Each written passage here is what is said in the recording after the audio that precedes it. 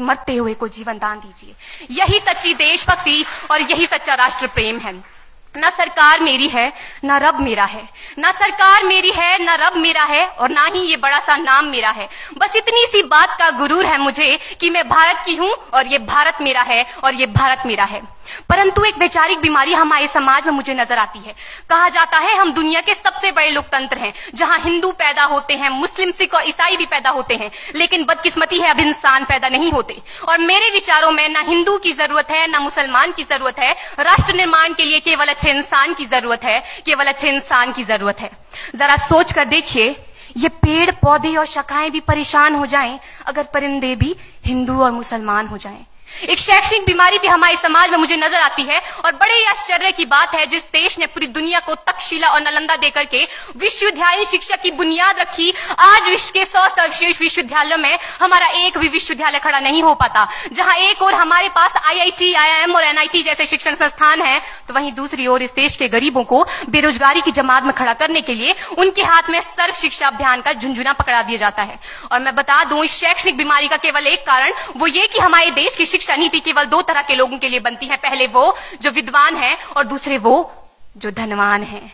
इसी तरह की कई गजब की बीमारियां हैं, और इन बीमारियों की जो जड़ है ना, वो हमारा अंधविश्वास। और मेरे विचारों में जब तक इस देश का युवा अपनी सफलता के लिए मंदिरों में जा जाकर नारियल फोड़ फोड़ कर भगवान को रिश्वत लगाता रहेगा, हमारे समाज का शिक्षित वर्ग ही बिल्ली के रास्ता काटने पर खड़े हो जाना, अपने धर्म अपनी जाति को ऊंचा मानकर दूसरों के धर्म की अवहेलना करता रहेगा, तब तक ना तो इस देश से अंधविश्वास खत्म होगा और ना ही हमारा राष्ट्र निर्माण संभव होगा। हमारी संस्कृति, हमारी सभ्यता को दुनिया ने शीश नवाया है, तो क्यों आस्था के नाम पर हमने अंधविश्वास फैलाया है? मेरे विचारों में हमारा राष्ट्र निर्माण तब संभव होगा जब इस देश में महिलाओं की पूजा नहीं उनकी इज्जत की जाएगी। राष्ट्र निर्माण तब संभव होगा जब हम जातिगत आरक्षण नहीं बल्कि सामाजिक सशक्तिकरण पर बात करेंगे। राष्ट्र निर्माण तब संभव होगा जब स्वच्छता अभियान में केवल सरकार नहीं बल्कि सड़क पर चलने वाला हर एक नागरिक हाथ बंटाएगा, स्वच्छ भारत स्वस्थ भारत को दिल से अपनाएगा। असल मायने में हमारा राष्ट्र निर्माण तब संभव होगा जब एक गरीब बच्चा मध्याह्न भोजन के नहीं बल्कि ज्ञान अर्जन के लिए सरकारी स्कूल की चौखट पर कदम रखेगा। और हमारा राष्ट्र निर्माण तब तक संभव नहीं होगा जब तक एक नागरिक नैतिक रूप से सटीन, चारित्रिक रूप से भ्रष्ट, मानसिक रूप से दिवालिया, धार्मिक रूप से अंधा, राजनीतिक रूप से गंदा, स्वैच्छिक मान मूल्यों के आंकड़ों में जिन्न शिन्न पैपंदमयी अखंड भारत को खंड खंड करता रहेगा, तब तक हमारा राष्ट्र निर्माण संभव नहीं होगा। बड़ी बड़ी बातें नहीं, छोटी छोटी कोशिशें करनी होगी, क्योंकि ठोकर हमें पहाड़ से नहीं पत्थरों से लगा करती है।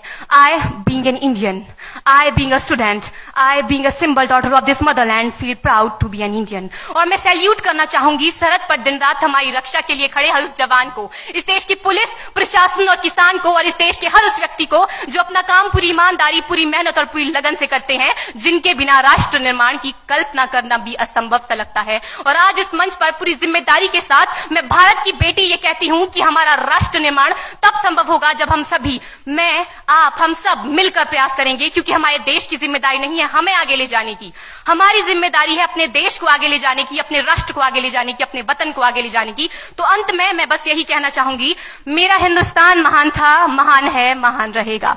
मेरा हिंदुस्तान महान था, महान है, महान रहेगा। होगा हौसला सबके दिलों में बुलंद तो एक दिन पाकिस्तान भी जय हिंद कहेगा। पाकिस्तान ही क्यों, सारा जहान जय हिंद कहेगा, क्योंकि सारे जहां से अच्छा हिंदुस्तान हमारा, सारे जहां से अच्छा हिंदुस्तान हमारा, हम बुलबुलें हैं इसकी, ये गुलिस्तान हमारा, ये गुलिस्तान हमारा। जय हिंद, वंदे मातरम।